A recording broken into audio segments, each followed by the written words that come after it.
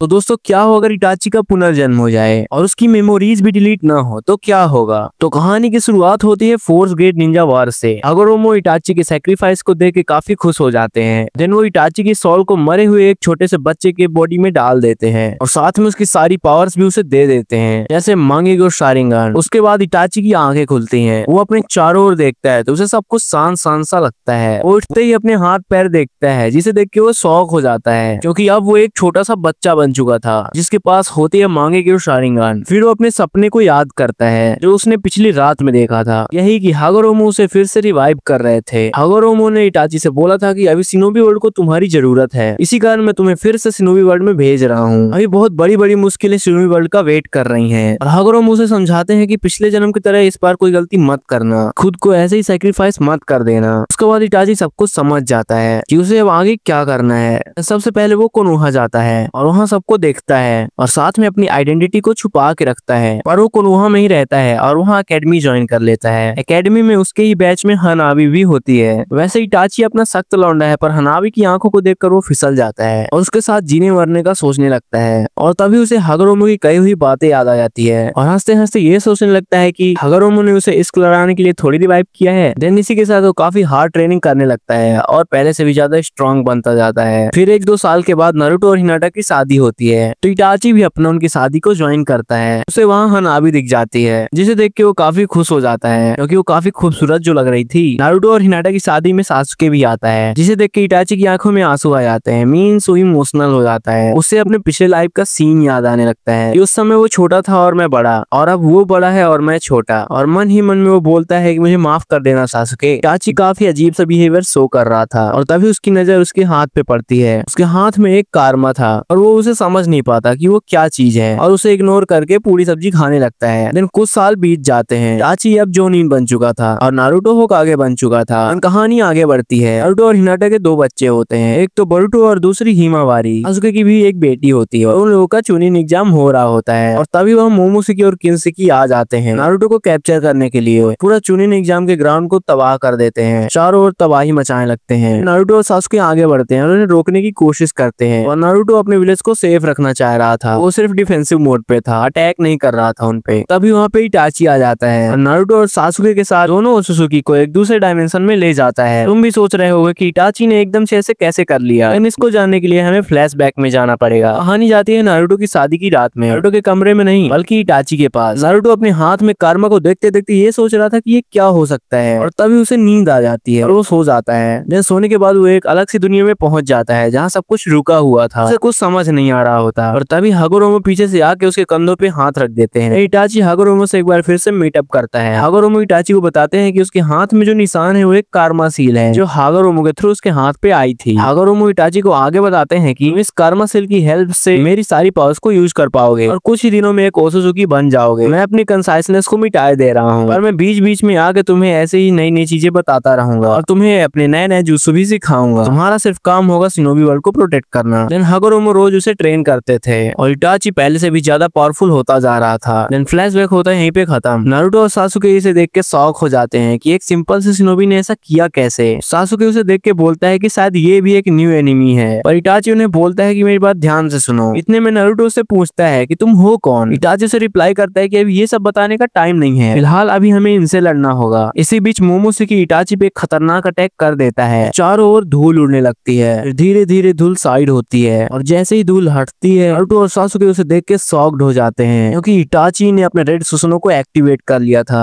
सासुके सुसनो को देखते ही पहचान जाता है कि ये तो इटाची का है। एकदम गुस्से में आके बोलता है कि कौन हो तुम। इटाची उसे रिप्लाई करता है कि मेरे बेवकूफ छोटे भाई, मैं बताता हूँ ना, रुक जा थोड़ा, पहले इधर इनको खत्म कर ले। नारुतो बीच में कूद पड़ता है और बोलता है कि चलो अब इन्हें सबक सिखाते हैं। और सासुके इसकी बातें सुन के थोड़ा सा इमोशनल हो जाता है। वो तीनों मिलके मोमोशिकी से लड़ने लगते हैं और मोमोशिकी उनके जुत्सु को एब्जॉर्ब करके उन्हीं पे रिपल कर देता है। थोड़ी ही देर बाद इटाची अपने यूनिवर्सल गेंजुत्सु को यूज करता है और मोमोशिकी अपने ख्यालों में चला जाता है और एक जगह पे रुक जाता है। हागोरोमो ने इटाची को यूनिवर्सल गेंजुत्सु सिखाया था ताकि वो किसी ओत्सुसुकी पर भी अपना गेंजुत्सु यूज कर सके। सासुके मोमोशिकी को मारने को बोलता है, बट नारुतो उसे सजेस्ट करता है कि हम इसे कैप्चर करके कोनोहा ले जा सकते हैं और उससे ओत्सुसुकी क्लैन के बारे में इंटेल्स निकाल सकते हैं। सासुके रिप्लाई करता है कि ये डेंजरस भी हो सकता है। देन इटाची उन्हें समझाता है कि ये बिल्कुल सेफ है क्योंकि वो गेंजुत्सु से बाहर तभी निकलेगा जब वो अपने अपने ख्यालों में मर जाएगा या फिर अगर मैं चाहूँ तब। देन नारुतो उससे पूछता है कि अगर वो सपनों में मर गया तो फिर उसके बाद क्या होगा। इटाची आंसर करता है कि उसके बाद उसकी सारी मेमोरी डिलीट हो जाएगी और हम जो उसे बनाना चाहे वो बना सकते हैं। वो पूरी तरह से हमारे कंट्रोल में आ जाएगा क्योंकि उसकी पुरानी मेमोरी सब डिलीट हो जाएगी और हम फिर मोमोशिकी को एज अलाई यूज कर सकते हैं। सासुके थोड़ा आगे आता है और उससे पूछता है कि पहले बताओ तुम कौन हो, क्या तुम मेरे बड़े भाई हो? और ऐसा तो हो नहीं सकता क्योंकि वो तो मर चुका है, तो बताओ कौन हो तुम। इटाची उन्हें सारी बातें बताता है जो भी उसके साथ हुआ, यही कि कैसे वो रीबॉर्न हुआ और कैसे उसे ये सारी पावर्स मिली। देन वो तीनों मोमोशिकी की बॉडी के साथ कोनोहा वापस लौट जाते हैं और मोमोशिकी को एक लैब में बांध कर बैठा देते हैं और उसके चारों ओर फोटोज लगा देते हैं। इसमें ये दिखाया जाता है कि मोमोशिकी कोनोहा का एक मेंबर है और उसे कोनोहा और शिनोबी वर्ल्ड को प्रोटेक्ट करना पड़ेगा। उसको करने के बाद सब उस लैब से बाहर आ जाते हैं और उस लैब के चारों ओर प्रोटेक्शन बढ़ा देते हैं। इसके बाद कोनोहा वालों को बता दिया जाता है कि इटाची अब वापस आ चुका है और उसकी पावर्स को और ओसुजुकी होने के राज को छुपा दिया जाता है। सभी गांव वाले इटाची को आके थैंक यू बोलते हैं जो भी उसने पहले और अभी शिनोबी वर्ल्ड को बचाने के लिए किया था। लेकिन समय बीतता जाता है, इटाची सासुके के साथ ही रहने लगा था, साथ में साडा को ट्रेन भी करता था और बीच बीच में हनाबी को देखने भी जाया करता था। और इसी के साथ चैप्टर एंड हो जाता है। इसका सेकंड पार्ट चाहिए हो तो कमेंट कर देना। बाकी वीडियो अच्छी लगी हो तो एक लाइक जरूर से कर देना। ऐसे ही मजेदार वीडियो के लिए चैनल को सब्सक्राइब कर लेना और किसी टॉपिक में वीडियो चाहिए हो तो जरूर बताना। मिलते हैं अगले वीडियो में, तब तक के लिए बाय बाय।